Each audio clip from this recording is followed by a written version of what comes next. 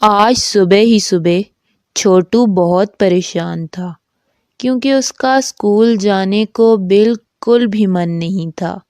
ددو بار بار آوازیں لگائے جا رہے تھے، چھوٹو، ڈھولو، جلدی آؤ، ناشتہ کرو، اسکول سے لیٹ ہو جاؤ گے۔ ڈھولو جلدی سے تیار ہو گیا۔ چھوٹو کمبل سے ایک آنکھ نکال کے دیکھ رہا تھا۔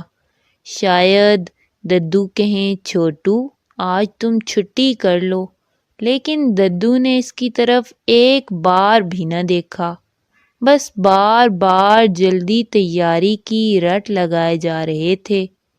ڈھولو چھوٹو کے پاس آ کے کمبل کھینچ کے بولا، چھوٹو اٹھ جاؤ۔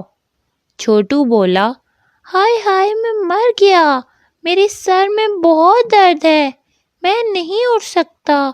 جاؤ ڈھولو، ددو کو جا کے بتا دو۔ ڈھولو بولا، بہانے بنانا بند کرو، اٹھ جاؤ، میں اکیلا اسکول نہیں جاؤں گا۔ چھوٹو نے زور زور سے رونا شروع کر دیا۔ اس کے رونے کی آوازیں سنتے ہی ددو دوڑے چلے آئے۔ کیا ہو گیا ہے بچوں؟ کیوں صبح صبح لڑ رہے ہو؟ ڈھولو بولا، ہم لڑ نہیں رہے، چھوٹو اسکول نہیں جا رہا، کہہ رہا ہے میرے سر میں درد ہے۔ ددو بولے، میں دیکھ لیتا ہوں، شاید اسے بخار ہوگا۔ جو ہی ددو نے چھوٹو کے سر پر ہاتھ رکھا، بولے، مجھے تو نہیں لگتا تم بیمار ہو، چلو اٹھو، اگر اسکول نہیں جاؤ گے تو سبق کیسے پڑھو گے، اور اگر پاس نہیں ہوئے تو انعام بھی نہیں ملے گا۔ چھوٹو فوراً بولا، مجھے سائیکل لے کے دیں گے نا پھر؟ ددو بولے، ہاں ضرور، اگر اچھے نمبر لوگے تو سائیکل ضرور لے کے دوں گا۔ یہ سن کے چھوٹو برا سا منہ بنا کے اسکول کی تیاری کرنے لگا۔ کچھ دیر بعد ہی ددو بچوں کو لے کر اسکول کے دروازے کے سامنے کھڑے تھے کہ انہیں ڈھولچی کی صدا سنائی دی تو سب اس طرف چل پڑے۔ ببن میاں جلیبیاں سیٹ کر رہے تھے اور داروغہ بھی پاس کھڑے اپنی پستول چیک کر رہے تھے۔ اتنے میں ڈھولچی پاس آ گیا اور صدا لگانے لگا، سنو سنو سنک گڑھ کے واسیوں، سنو ایک خوشخبری سنو، رانی کی صحت یابی کی خوشی میں راجا جی نے آج شام کو ایک بہت بڑی دعوت کا انتظام کیا ہے، پورے سنک گڑھ کو دعوت دی جاتی ہے۔ سنو سنو سنک گڑھ کے واسیوں، سنو، راجا جی کی طرف سے آج شام دعوت کا پیغام دیا جاتا ہے۔ یہ سنتے ہی چھوٹو اور ڈھولو بہت خوش ہوئے۔ چھوٹو کو سر کا درد فوراً بھول گیا۔ وہ بولا، جلدی چلو، اسکول سے واپس آ کے محل جانے کی تیاری بھی کرنی ہے۔ یہ سنتے ہی ڈھولو، ببن میاں اور داروغہ سبھی ہنس پڑے۔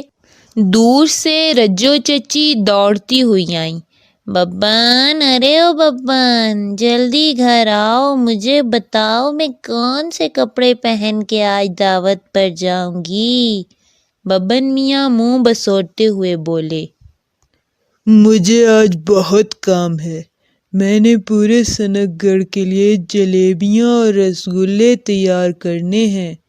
رجو چچی بولی، ہمارے کام نہ آنا۔ پاس کھڑے داروغہ کی بھی ہنسی نکل گئی۔ رجو چچی بولی، تم دانت نکال لو، نہ کپڑے ڈھنگ کے نہ جیولری۔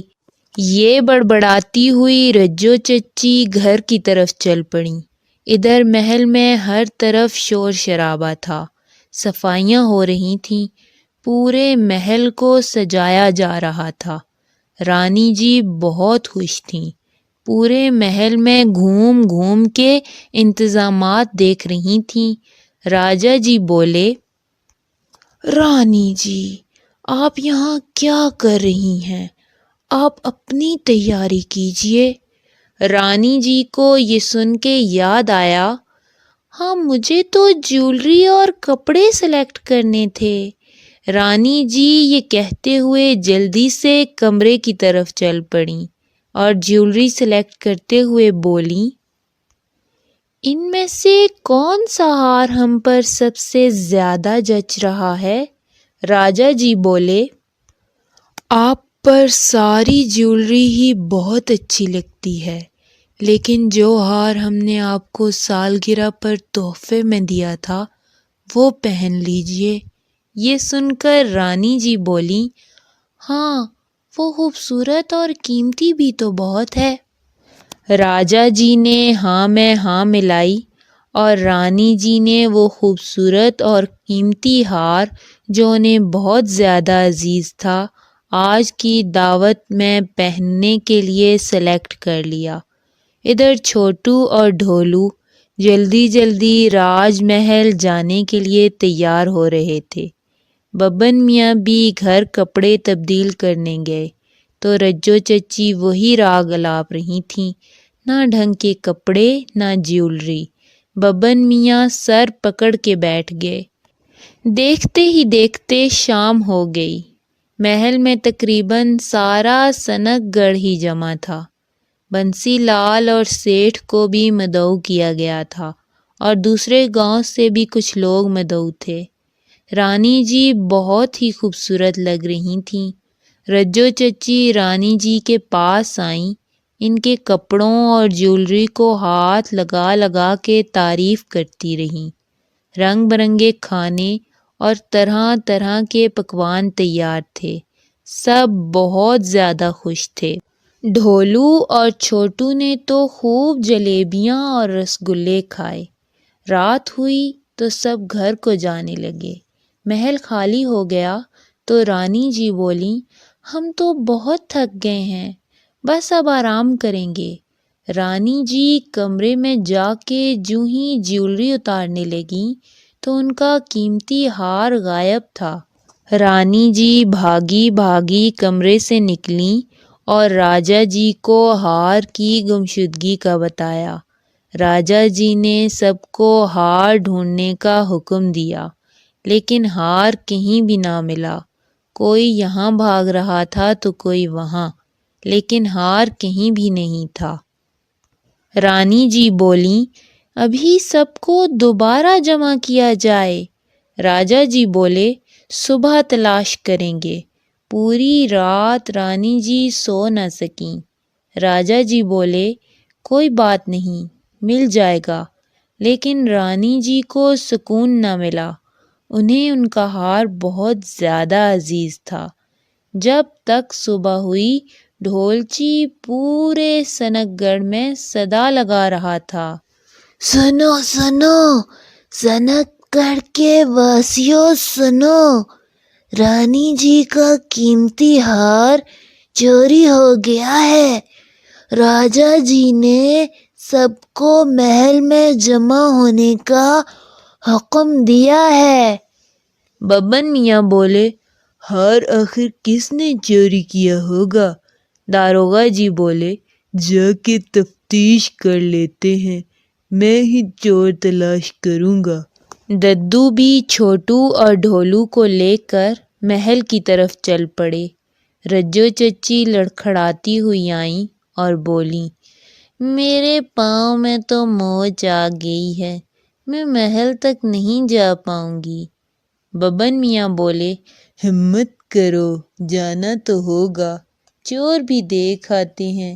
اتنا قیمتی ہار چرانے کی ہمت آخر کس نے کی؟ رجو چچی تھوڑی ہچکچائیں، پھر ساتھ چل پڑیں۔ تھوڑی دیر میں سب راج محل میں جمع تھے، سب باتیں بنا رہے تھے۔ کوئی کہتا بنسی لال نے چوری کی ہوگی، تو کوئی کہتا یہ ہمت اور کوئی نہیں کر سکتا، دوسرے گاؤں کے لوگوں نے چوری کی ہوگی۔ چھوٹو اور ڈھولو ایک طرف کھڑے ہو کے ایک دوسرے کے کان میں باتیں کر رہے تھے۔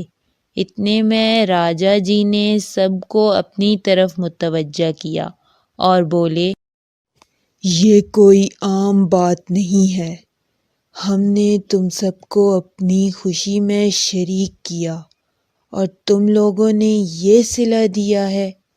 سب مل کر بولے، نہیں راجا جی، ہم چوری کا سوچ بھی نہیں سکتے۔ راجا جی بولے، جب تک چور نہیں ملے گا کوئی بھی یہاں سے باہر نہیں جائے گا۔ اتنے میں چھوٹو اور ڈھولو بولے، ہم چور کو تلاش کریں گے۔ سب لوگ ڈھولو اور چھوٹو کی طرف دیکھنے لگے۔ ددو بولے، بچوں وہ کیسے؟ تم دونوں چور کو کیسے ڈھونڈو گے؟ ڈھولو بولا، ہم ایک جادو جانتے ہیں جس سے چور مل جائے گا۔ راجا جی بولے، اچھا تو پھر بچوں جلدی ڈھونڈو چور کو۔ ڈھولو بولا، اس کمرے میں ایک گھوڑا ہے، سب باری باری اس کی دم کو ہاتھ لگائیں گے، پھر مجھ سے آ کے ہاتھ ملائیں گے اور محل سے نکل جائیں گے۔ گھوڑے پر منتر پڑھ دیا ہے، جو چور ہوگا گھوڑا آواز لگائے گا اور چور کا پتہ چل جائے گا۔ سب گھوڑے کی دم کو ہاتھ لگاتے، پھر ڈھولو کو سلام کرتے اور نکل جاتے۔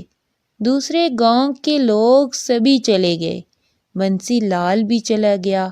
اب ببن میاں، داروغہ، ددو سبھی چلے گئے۔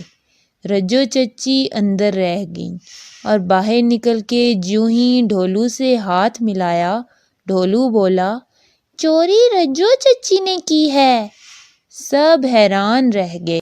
رجو چچی پہلے سے ہی بوکھلائی ہوئی تھیں، ایک دم سے بولیں، نہیں نہیں، میں نے چوری نہیں کی، میں بھلا کیوں چوری کروں گی؟ پھر رونے لگیں اور بولیں، ببن مجھے کچھ بھی اچھا لے کے نہیں دیتے، وہ بہت خوبصورت ہار تھا، مجھے معاف کر دیں رانی جی۔ رانی جی کو بہت غصہ آیا، وہ بولیں، فوراً ہمارا ہار واپس لے کے آئیے۔ رجو چچی بولیں، میں گھر سے لے کے آتی ہوں۔ داروغہ کو ساتھ بھیجا گیا۔ ڈھولو نے بتایا کہ میں نے گھوڑے کی دم پر خوشبو لگا دی تھی، اندر جا کے جو چور نہیں تھا وہ دم کو ہاتھ لگاتا تھا، جب باہر آتا مجھے ان کے ہاتھ سے خوشبو آتی تھی، لیکن رجو چچی چور تھیں، انہوں نے اندر جا کے دم کو ہاتھ لگایا ہی نہیں، مجھ سے ہاتھ ملایا تو مجھے خوشبو نہیں آئی، اور ویسے بھی آتے ہوئے ان کے پاؤں میں موچ تھی، اب تو بالکل ٹھیک ہو گئی تھیں، مجھے پہلے سے ہی ان پر ہی شک تھا۔ سب ڈھولو کی عقل مندی دیکھ کر حیران رہ گئے۔ جب ہار واپس آ گیا تو رجو چچی دوبارہ معافی مانگنے لگیں۔ رانی جی نے انہیں معاف کر دیا۔ وہ ہار تو رانی جی کو بہت عزیز تھا، لیکن رانی جی نے رجو چچی کو اور بہت سی جیولری اور کپڑے دیے، اور ببن میاں کو بھی بلا کے سمجھایا گیا۔ تو بچوں، اس کہانی سے ہمیں کیا سبق ملتا ہے؟ وہ یہ کہ چوری کسی نہ کسی طرح پکڑی ہی جاتی ہے، اور چوری کرنا بہت بری بات ہے۔ You can download the application on Google Play or App Store, and you can visit our website mathslegends.co.uk.